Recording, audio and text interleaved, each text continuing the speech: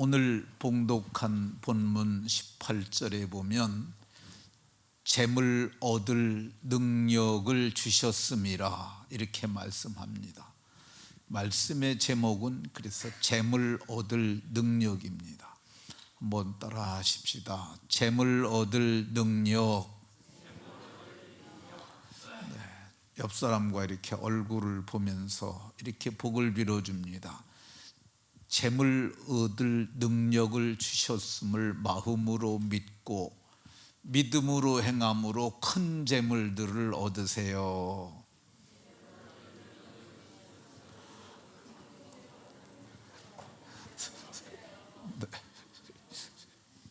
네, 재물 얻을 능력을 하나님께서 우리 모두에게 주셨습니다. 마음이 크면 생각이 큰 사람이 되고요, 생각이 크게 되면 큰 결과를 얻어요. 모두가 큰 재물 얻어서 복되게 쓰시다가 세상 끝날 때 영광에 들어가는 복이 있으시기 바랍니다. 지난주에 했던 부분을 조금 반복하겠습니다. 제가 가장 싫어하는 단어가 몇 개 있는데 다 죽었어, 다 망했어, 안 돼, 못 돼, 이런 말을 제가 아주 싫어한다고 그랬습니다. 그것이 저희 아버지의 영향도 있었다고 말씀을 드렸습니다. 저희 아버지는 농사를 졌는데 그래서 농부셨죠. 근데 아버지만 농부가 아니라 저도 농부였습니다. 제가 농부였다고 그러면은 사람들이 잘 믿지를 않아요. 근데 저는 정말 농부였습니다. 얼마만큼 농부였느냐 하면 소를 가지고 밭을 갈고 또 논을 썰어지를 하는 농부였어요. 그 세대가 많이 변했으니까 저는 이제 기계를 배워서 경운기로 밭을 갈고 경운기로 논을 썰이는, 그리고 기계와 영농뿐만 아니라 또 영농에 대한 새로운 기술들을 많이 배워서 새로운 것들도 많이 했던 좀 선진 농법을 가지고 농사했던 그런 농부였습니다. 근데 저희 아버지께서 어렸을 때부터 이건 매년 들었던 이야기예요. 왜 그러냐면 매년 도열병은 걸리니까. 도열병 안 걸리는 집은 없어요. 근데 아버지가 이제 새벽이면 잠이 얕은 잠에 들잖아요. 근데 바깥에서 떠드는 소리가 나. 뭐 다 죽었어 뭐 그러고 그런 소리가 나요. 그렇게 들어보면 도열병이 와가지고 벼가 죽었다는 거야. 그 벼 띄워보세요. 네, 저렇게 되면은, 근데 이게 논 전체가 저런 논은 없어요. 한 귀탱이가. 그런데 안 걸린 거는 보지 않고 걸린 것만 보는 거야. 그게 농부는 마음 아픈 게 맞아요. 저희 아버지는 정말 진실된 농부였어요. 그러니까 저걸 보고 마음이 아프신 거죠. 근데 저희 아버지가 진실된 농부라는 게, 제가 저희 논이 이제 이게 논둑이 장마가 와서 끊고 지나갔어요. 그게 하천이 나버렸어요. 그래서 다시 불도저로 해가지고 논을 만들었는데, 근데 이제 거기가 논이 자갈이 있는 거야. 근데 이 자갈이 모내기가 너무너무 힘들어요. 그리고 소출도 지고. 그래서 제가 저희 아버지한테 얘기를 했습니다. 아버지, 제가 이거를 옥토를 드리겠습니다. 그러니까 밑에 한 600평, 그 밑에 한 800평, 그 위에 한 1000평, 그 위에 한 또 600평, 이렇게 쭉 땅이 있었는데 맨 밑에 논이 제일 심했어요. 그래서 600평 정도 되는 논을 제가 이거를 옥토로 만들어 드리겠다고 그랬더니 저희 아버지가 그러는 거예요. 그걸 네가 어떻게 옥토를 만드냐고. 그 제가 얘기를 했죠. 그 위에 우리 밭이 1500평짜리가 하나 있었는데, 아버지, 거기가 진흙이 아니냐. 그럼 내가 이 흙을 퍼다가 저 논에다 메꾸겠다. 그랬더니 그걸 네가 어떻게 하냐는 거야. 아이 겨울에 놀지 않냐 우리. 그러니까 내가 네 역하로다가 그 땅을 깨가지고 그 흙을 실어다가 거기다 붓겠다. 그러니까 저희 아버지가 좀채로 제가 하는 일에 동의를 잘 안 하세요. 근데 저희 아버지가 그러시더라고. 해보려무나. 그래서 제가 아버지한테 허가를 얻어가지고 밭을 판 거죠. 근데 제가 생각하건대 한 리어카에는 그렇게 많이는 못 씻습니다. 근데 거기다가 제가 아마 한 평에 한 리아카 정도로, 그게 그렇게 어려운 게 아니에요. 그래 600평이래 600리어카밖에 안 되잖아요. 하루 10개 씹으면 60일이면 끝나는 거예요. 겨울은 100일도 넘어요. 그러니까 제가 쉴 때 가가지고 그 땅으로다 파가지고, 그 언 땅이지만 한 곳만 깨지기 시작하면 깨지니까, 그래가지고 한 해 겨울에 거길 다 한 평에 한 리아카 정도씩 갖다 부었어요. 그러니까 그 자갈밭이 그이 뜨면은 뭐가 됐느냐 하면은 그게 진짜로 옥토로 변한 거야. 저희 아버지하고 저하고 근논에서 벼를 뱄어요. 근데 이게 벼가 바람이 불고 그러면 벼가 쓰러져요. 그걸 도복 현상이라고 그러는데, 이 벼가 다 쓰러지는데, 근데 저희 근원은 하나도 안 쓰러졌어요. 그걸 땅 힘이 좋다고 그래요. 좀 어려운 말로 지력이라고 얘기를 하는데, 그런데 그 아버지하고 저하고 벼를 벼는데, 벼를 비면서 저희 아버지가 그러는 거예요. 벼 이삭을 가지고 그게 여기다 팔에다 얹어놓고, 내가 평생 농사를 졌지만 이렇게 충실한 이삭은 처음 봤다고 저희 아버지가 감탄을 하시는 거예요. 저희 아버지는 그 진짜 농부예요. 그러니까 벼가 죽어서 아프긴 하는데 아픈 마음이 들지라도 다 죽었어, 망했어, 이런 극단적인 표현을 쓰면 안 된다는 것을 제가 말하려고 이 말을 하는 겁니다. 왜 이 말을 하면 안 되냐? 더욱이 믿는 사람들은 안 되는 이유가 민수기 14장 28절에 보면, 너희 말이 내 귀에, 너희 말은 이스라엘 백성들이에요. 우리 믿는 사람들의 말이 하나님의 귀에 들리면은 내가 들린 대로 너희에게 행하시겠다고 말씀하세요. 다 죽었다 그러면 정말로 다 죽게 해주시겠다는 거야. 그러니까 우리가 그런 극단적인 표현을 하면 안 됩니다. 자녀에게도 그러하고, 그리고 그 부부지간에도 우리가 다툴 수 있어요. 마음이 상할 수 있어요. 그래도 극단적인 표현을 하면 안 된다는 것을 말씀드립니다. 부정적인 말 중에 나는 머리가 나빠서, 이 자조적인 생각을 하는 거죠. 나는 머리가 나빠서 안 된다고, 나는 머리가 아파서 큰 재물을 얻을 수 없다고, 나는 머리가 나쁘기 때문에 이렇게 살 수밖에 없다고 하는 그 생각이, 이게 나쁜 생각이에요. 그 생각이 우리를 병들게 하고 우리를 망치게 한다는 것 말씀드렸습니다. 그래서 머리가 나빠도 우리가 어떻게 하면 되느냐? 마음이 좋으면 된다고 그랬습니다. 이거죠. 그 지능을 주로 머리라고 얘기를 해요. 근데 중요한 거 뭐냐? 마음이에요. 마음. 지혜롭고 총명한 마음을 너희에게 주노니, 내게 주노니, 솔로몬에게 하셨단 말씀이에요. 우리에게 지혜롭고 총명한 마음이 있으면 되는 거야. 근데 지혜롭고 총명한 마음을 어디서 얻습니까? 하나님이 주시는 거야. 후히 주시고 꾸짖지 아니하시는 하나님께 구하라.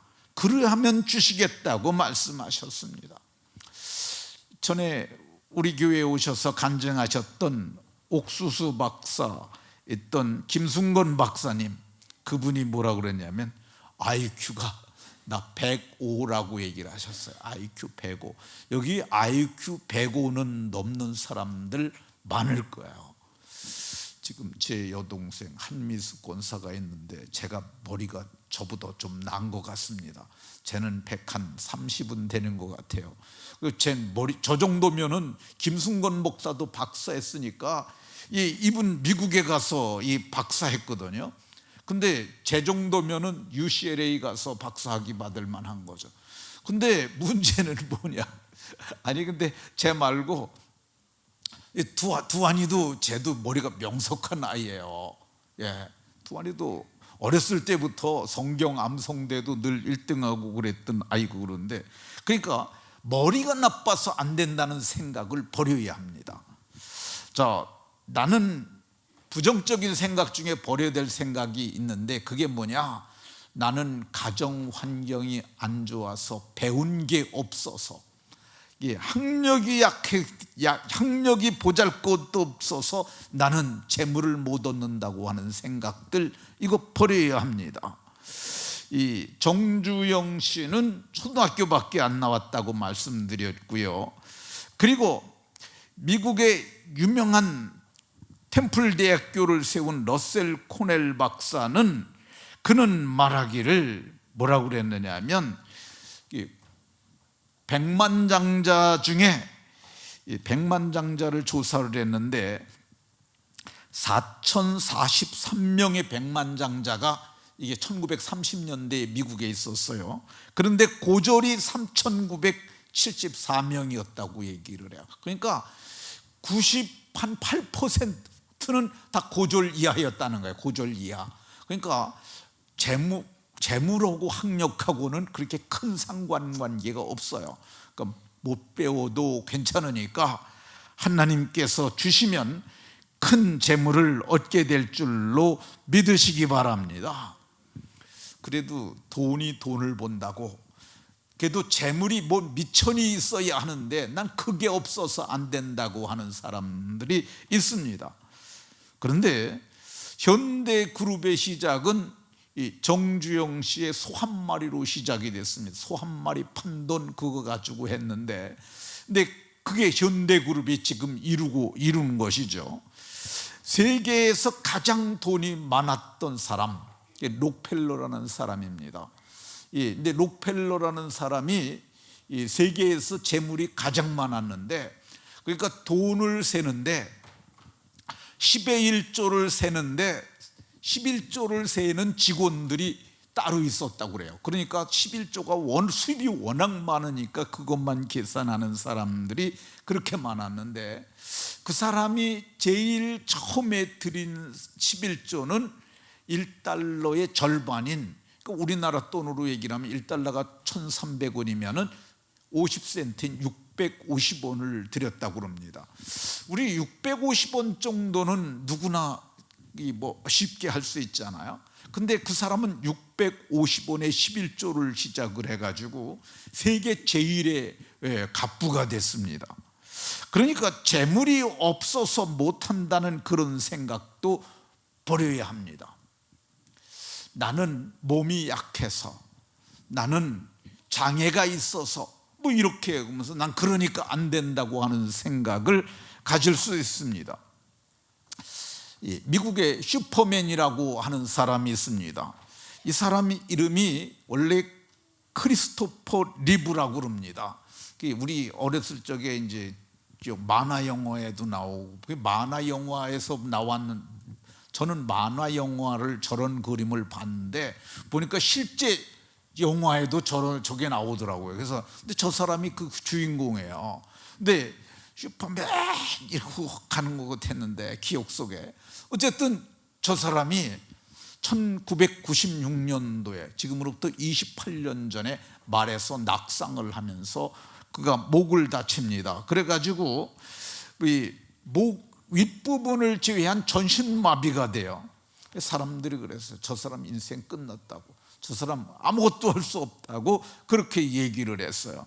근데 이 사람이 그때부터 자기와 같은 척수 부상을 당한 사람을 위한 그 일을 하기 시작을 해요. 그래서 빌 클린턴 대통령을 찾아가서 그 척수 활동을 위한 기금으로 $10,000,000의 돈을 받아서 그거 가지고 그 일을 할 수 있는 기관에 돈을 해가지고 그 일을 하고 있다고 그럽니다. 최근에는 만화 영화의 배역의 녹음을 끝냈고 케이블 TV의 HBO 영화를 감독했고요. 그리고 애틀랜타 열린 장애인 올림픽에서 사회를 맡았고요. 그리고 그 외에 자서전을 집필하기도 하고 요 아래는 다 이 장애가 있는데도 그렇게 했다고 그럽니다. 포천에 가면은 그 해 뜨는 집이라고 하는 집이 있습니다. 이 박진수라고 하는 사람입니다. 근데 이 사람이 지금 멀쩡해 보이지가 않죠. 네, 이제 저는 이 친구하고 같이 제가 장애인을 포천에서 목회할 때 좀 도왔던 적이 있어요. 근데 저 사람이 뭐 행사하고 그러면은 제가 스타렉스가 있으니까, 아니 봉고차였어요. 옛날에 봉고차 가지고 사람들 데려다 주고 그런 일을 좀 했어요. 근데 이 친구가 장애가 있는데 장애 1급이에요. 장애 1급이면은 더 이상 저 정도 이상은 그러니까 최고의 장애 등급이에요. 근데 저 사람이 저러니까 학교를 옛날에 다녔겠어요. 학교도 못 다녔죠. 근데 이 사람은 스스로 한 발자국도 걸어본 적이 없습니다. 그런데 저 친구가 책을 출판했어요. 이제 보여주세요. 박진수의 시집 출판 기념회. 보니까 여기 제 친구 목사도 가서 축사도 하고 그게 있더라고요. 근데 아니 학교를 문턱에도 못 가본 사람인데 저 사람이 어떻게 저렇게 시를 쓸 수 있고 그걸 시를 출판할 수가 있었겠어요. 근데 저 사람이 하나님을 믿어요. 하나님 믿는 믿음이 있습니다. 저 여인이 저 사람이 다시 한번 사진 보세요. 보여줘 보세요. 여러분들 보기에 저 사람이 장가를 갈 수가 있겠어요? 없겠어요? 어떻게 장가 갈 것 같아요? 못 갈 것 같아요? 못 갈 거겠죠. 근데 저 사람 장가 갔어요. 제가 성서대학교라고 상계동에 있는 그 학교를 했는데 제 후배 여성인데 이분은 건강한 사람이에요. 아주 멀쩡하고 얼굴도 잘생겼고요, 예쁘게 생겼고요, 성품도 좋아. 그러니까 성품이 좋은데 장애인 사역에서 저 친구를 도와주다가 그만 서로 이렇게 마음이 맞아가지고 그래서 혼인을 했습니다. 애가 셋을 낳았어요.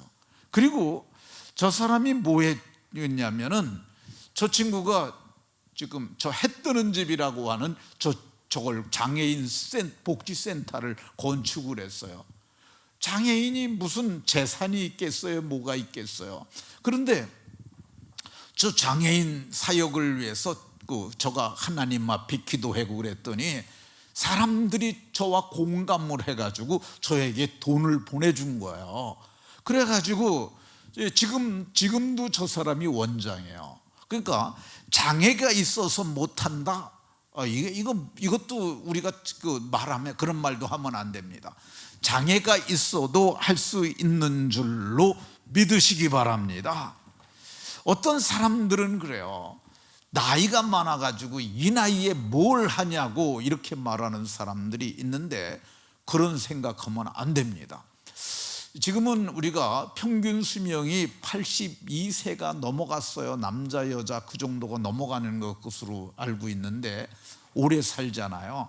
근데 이게 실제로 이렇게 보면은 지금 60세의 멀쩡한 사람들은요 95세 이상 사는 거예요. 왜 그러냐면 평균 연령을 깎아먹는 사람들은 40세나 이게 그러니까 50세 이하에서 죽는 사람들이 평균 연령을 깎아먹는 거고요. 저도 실제로 저는 이런 생각을 했어요. 한 75세만 살고 죽으면 딱 좋겠다 그렇게 생각을 했는데 지금 제가 이렇게 보니까 주변 사람들 보고 제 선배들 보고 그러니까 이거 이대로 가면 90살은 넘을 것 같은 생각이 들어요. 그러니까 너무 일찍이 미래에 대해서 포기를 하지 않는 게 좋다는 말을 좀 하고 싶습니다. 보통 요즘 제 친구들 보면 그 시청에 공무원으로 있고 그랬던 애들 60대 초반이면 60 한두 살이면 은퇴를 하더라고요. 걔들 뭐 하냐면은요 그 산에다가 컨테이너 갖다 놓고 거기서 날마다 거기서 있어요. 그냥 뭐냐 그러면 그냥 거기 있대요. 제가 보기에 그거 부적절하다고 생각이 듭니다. 성경을 보면 모세가 80세가 되어서 부르심을 받습니다. 그래서 이스라엘 백성을 애굽으로부터 이끌어내고 저들에게 하나님으로부터 말씀을 받아서 저들에게 율법을 가져다 주는 어마어마한 일을 합니다. 근데 그게 80이 넘어서 한 일이에요. 갈렙은 85세가 되었을 때, 그러니까 갈렙이 85세가 되었을 때 여호수아 앞에 섭니다. 그때 무슨 말을 하느냐 하면 내가 오늘 85세입니다 이렇게 얘기를 합니다. 그런데 그때 85세 된 사람들이 이스라엘은 2명밖에 없었어요. 갈렙과 여호수아. 왜 그러냐면은 모두가 다 죽었어요. 광야에서 엎드려 죽고, 그때 그래서 광야 40년이 끝났을 때 그때가 그들이 80세였어요 5년 동안 정복전쟁을 치렀어요. 그게 지금 85세가 된 거야. 근데 가데스 바네에서 정탐을 갔을 때 이 두 사람만 이렇게 얘기를 합니다.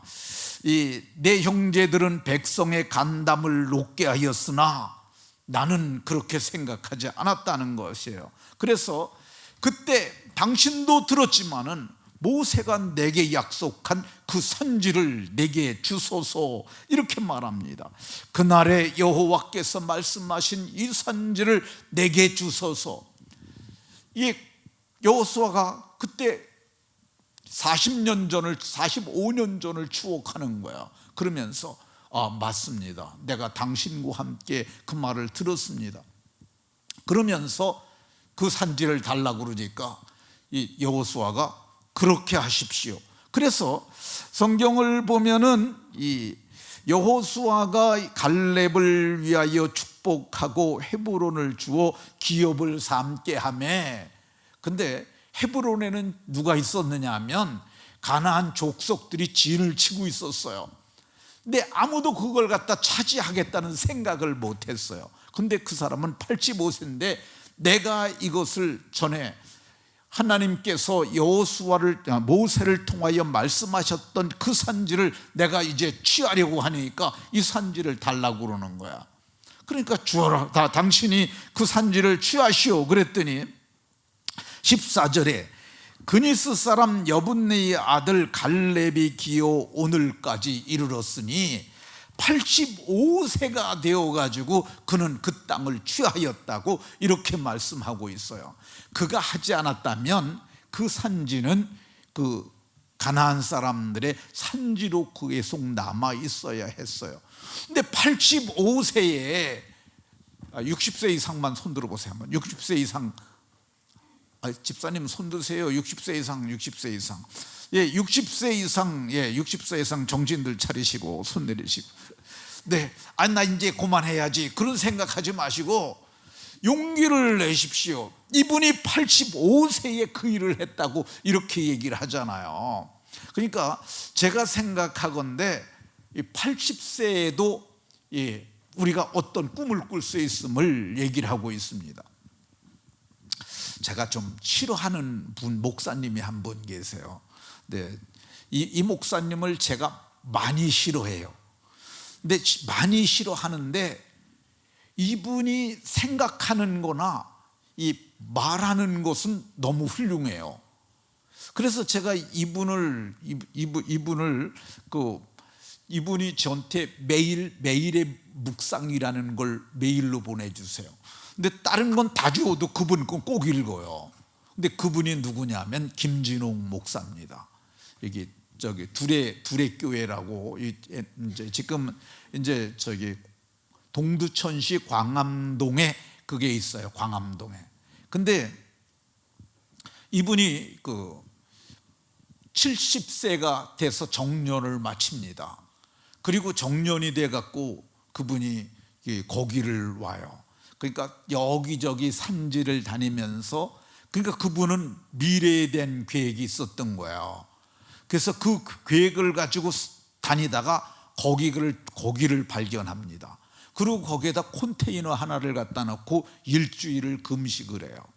그리고 이 교회에서 주신 퇴직금, 그리고 자기 집이고 모든 재산을 정리해 갖고 거기에서 산을 15만 평인가 되는 그 산을 삽니다. 그리고 거기서 시작을 한 거야.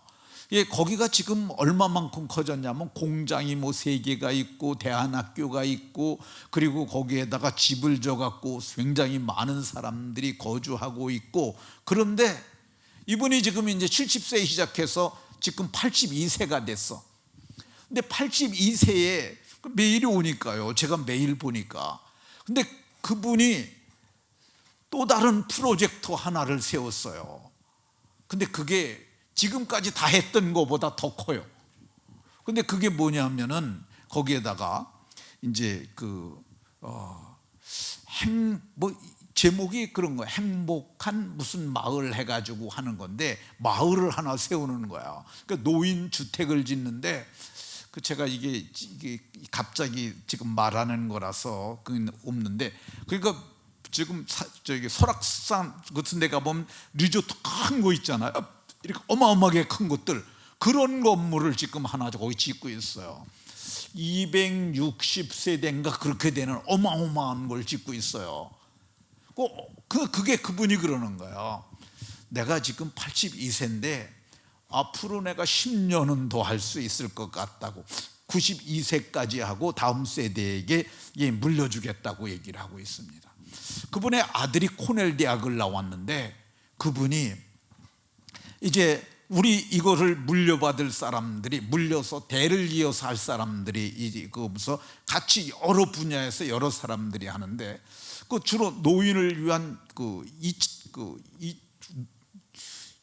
후기 사람들로 하여금 거기서 농사짓고 공장하고, 그래서 어마어마한 프로젝트를 거기서 하고 있는 것을 볼 수가 있습니다. 나이가 장애가 되면 안 됩니다. 임마누엘 칸트라고 하는 사람이 있습니다. 이 사람의 아주 유명한 역작이 있는데 그게 순수이성 비판이에요. 순수이성 비판을 보신 분들은 알지만은 이게 문장 하나도 어려워요. 한 문장도 어려워요. 정말 제가 그 책을 보면서 어떻게 책을 이렇게 어렵게 쓰냐 그랬는데, 근데 어려운 얘기를 하고 있는 거예요.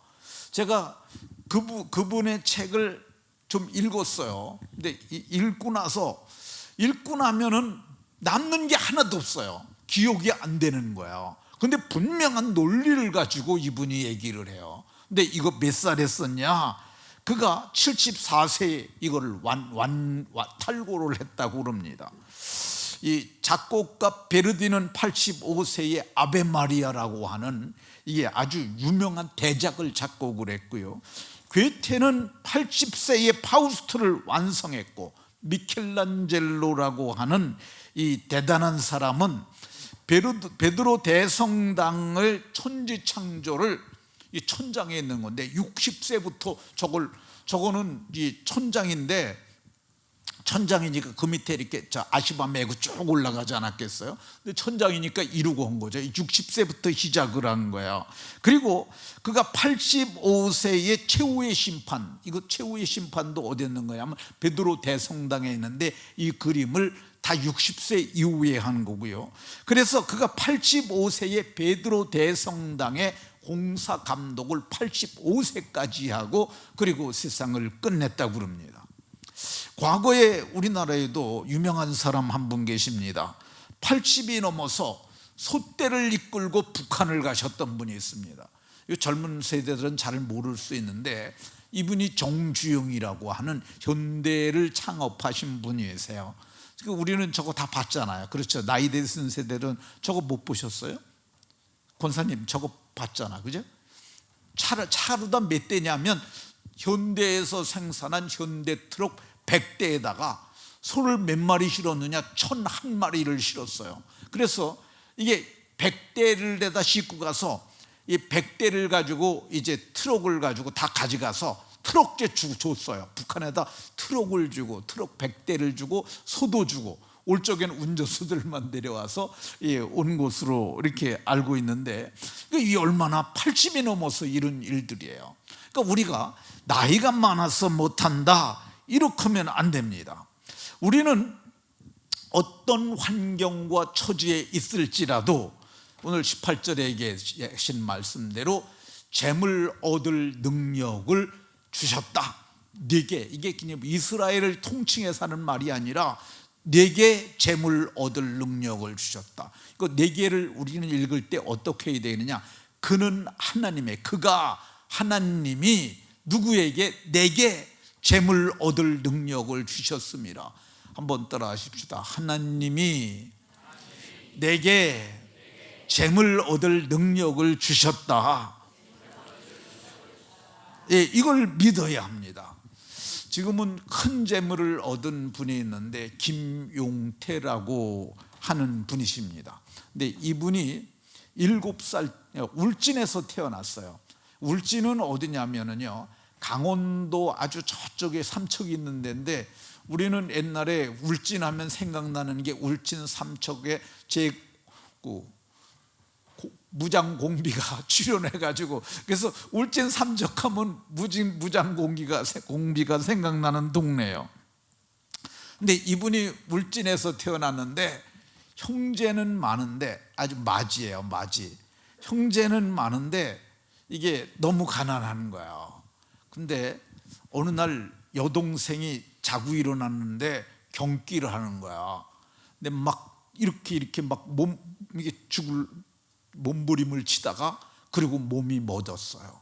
그리고 이제 더 이상 움직이지 아니하니까 아버지가 가서 만져보고 죽었다고. 그러더니 이제 이 가만히라는 것이 있어요. 가만히, 요즘 젊은 세대들은 잘 모를 수 있는데, 가만히는 이 양쪽을 이렇게 바늘로 꼽아가지고 그걸 휘갑이라고 그러는데, 그걸 하는데, 그걸 아버지가 가만히 하나를, 푸대를 하나 쓰더니 옆에를 쭉 펴서 그래서 길게 만드는 거야. 그러더니 거기다 그 자기 여동생을, 밑에 바로 밑에 여동생인데 그걸 뚫뚫 말아가지고 지게에다 치시는 거야. 그러면서 그 어머니하고 대얘기를 하는 거야.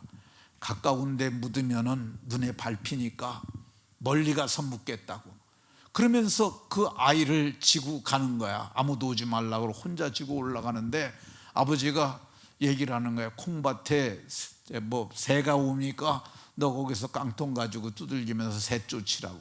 근데 그게 이제 아마도 능선 쪽에 있었나 봐요. 자기 아버지가 지게를다가 지고 가는데 산 2개를 넘어가는 걸 아버지가 지고 가는 걸 봅니다. 그러면서 그 7살짜리 소년이 마음에 다짐을 해요. 그가 무슨 결심을 하냐면, 내가 초등학교면 졸업하면 서울 가가지고, 그래가지고 내가 이제 돈을 벌어서 우리 가족 중에 누구도 이렇게 돈이 없어서 배고파하고 그러다가 굶어 죽는 일을 없게 하겠다고 다짐을 합니다.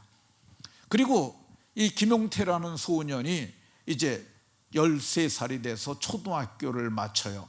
그리고 나서 그해 여름에 이제 마음에 두었던 그걸 계획을 합니다. 중학교는 어차피 못 가니까, 그래가지고 근데 깜장 고무신 신고, 깜장 고무신 띄워보세요. 요즘 깜장 고무신 이거는 우리 어렸을 때 다 신어봤는데 요즘 세대들은 못 신어봤을 거예요. 미소는 저런 거 못 신어봤죠? 네, 신어보시고 싶으면 박물관에 가면 있습니다. 깜장 고무신 신고, 그리고 반바지 하나 입고 어깨 런닝 그거 하나 입고, 한번 생각을 해보세요. 어깨 런닝 입고 그리고 반바지 입고 깜장고신 심으신 아이가 혼자 가는 거예요. 어디서부터 가느냐면 울진에서 출발해 갖고 사흘을 걷습니다. 철도를 따라 걸어가지고 영주에 도착을 해요. 제가 이 울진에서부터 이렇게 했는데, 네, 거기까지 걸어가는 거야. 사흘이 왔는데 영주에 거기 역이 있었다고 그럽니다. 근데 여기서 서울까지 걸어가는 건 너무 멀다고 생각을 한 거야. 너무 배도 고프고 그러니까 그 주변에 다니다가 과수원을 발견합니다. 과수원에 어른이 계시니까 그분에게 찾아가서 말을 해요. 저 13살인데요 이제 학교는 안 다니고요, 그래서 지금 저 서울로 다 돈 벌러 가는데요, 지금 서울까지 걸어가는 게 너무 멀어서요. 그러니까 제가 나이는 어려도 일을 많이 해서 일을 잘하니까 저를 며칠 동안 일을 시켜주시고, 그리고 내가 서울에 갈 수 있을 만큼 제게 여비를 좀 주실 수 있겠느냐 그러더니, 그 주인, 과수원 주인 아저씨가 한참 쳐다보고 그러더니 좋다 그래갖고 일을 하라고 그래갖고 거기서 며칠 일을 합니다.